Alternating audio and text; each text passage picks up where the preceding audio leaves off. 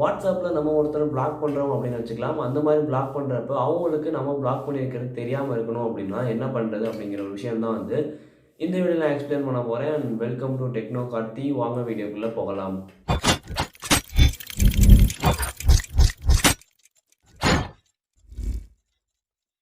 அதாவது வாட்ஸ்அப் அப்படிங்கிறது ஒரு மெசேஜிங் ஆப். ஸோ இந்த ஆப் பற்றி பெருசாக எக்ஸ்பிளைன் பண்ணுறதுக்கு ஒன்றும் இல்லை.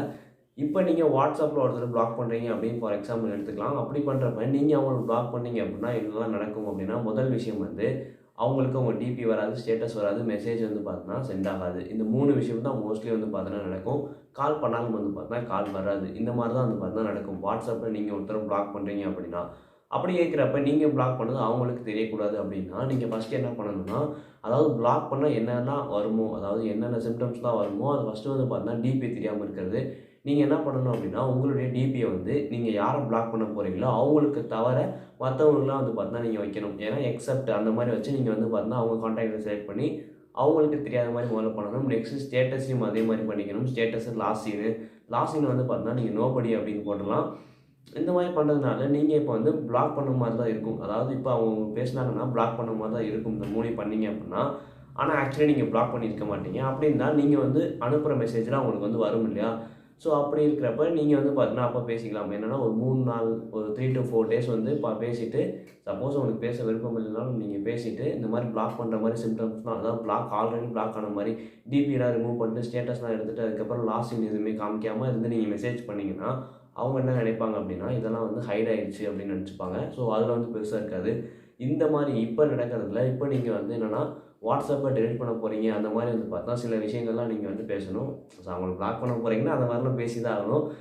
அந்த மாதிரி பேசி நீங்கள் வந்து என்னென்னா, அதாவது வாட்ஸ்அப்பை டெலிட் பண்ண போகிறேன், இன்னும் யூஸ் பண்ண மாட்டேன், அந்த மாதிரி சில விஷயங்கள்லாம் சொல்லி காரணம்லாம் சொல்லி நீங்கள் வந்து முடிஞ்சளவு வந்து வாட்ஸ்அப்பை யூஸ் பண்ணுறதை குறைக்கணும். அதாவது அந்த பர்சனை பொறுத்தவரை நீங்கள் வாட்ஸ்அப்பை யூஸ் பண்ணாத மாதிரி வந்து பார்த்தீங்கன்னா காட்டிக்கணும். டிபி இல்லாத, ஸ்டேட்டஸ் அந்த மாதிரி இல்லாத விஷயங்கள்லாம் பண்ணிவிட்டு நீங்கள் அந்த மாதிரி காட்டிக்கணும். அதுக்கப்புறம் நீங்கள் பிளாக் பண்ணிடுங்க. பிளாக் பண்ணீங்க அப்படின்னா இப்போ அந்த பர்சன் வந்து உங்களுக்கு மெசேஜ் பண்ணால் என்ன நினைப்பாங்கன்னா, நீங்கள் வாட்ஸ்அப்பை டெலிட் பண்ணிட்டீங்க அப்படின்னு ஒரே இதில் வந்து பார்த்தீங்கன்னா முடிஞ்சிடும். அவ்வளோதான். அவங்களுக்கு டிபியும் காட்டாது இல்லையா? அதாவது என்னென்னா நீங்கள் திடீர்னு டிபி காட்டாமையோ லாஸ்ட் சீனு ஸ்டேட்டஸ் எதுவுமே காமிக்காமல் மெசேஜ் அனுப்பினாலும் ரிப்ளை வராமல் இருந்துச்சுன்னா தான் உங்களுக்கு வந்து என்னென்னா பிளாக் பண்ணிட்டாங்க அப்படிங்கிற ஒரு விஷயமே வந்து பார்த்தீங்கன்னா தோண ஆரம்பிக்கும்.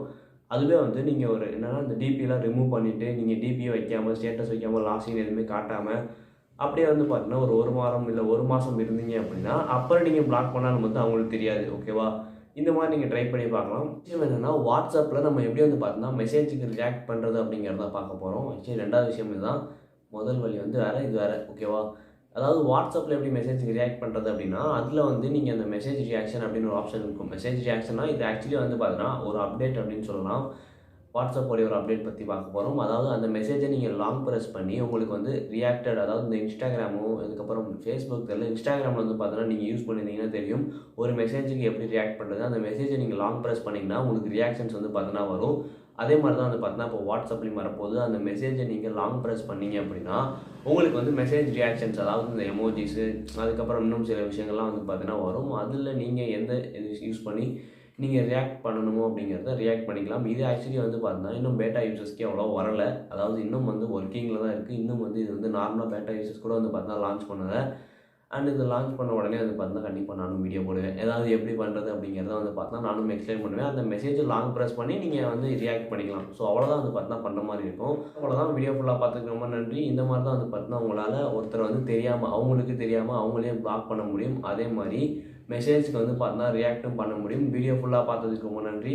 வீடியோ பிடிச்சிருந்துச்சு அப்படின்னா கீழே லைக் மாட்டோட்டே கிளிக் பண்ணிவிட்டு என்னோட அடுத்த வீடியோ பார்க்கணும்னு நினச்சிங்க அப்படின்னா சப்ஸ்கிரைப் பண்ணியும் சேர்த்து கிளிக் பண்ணிக்கோங்க.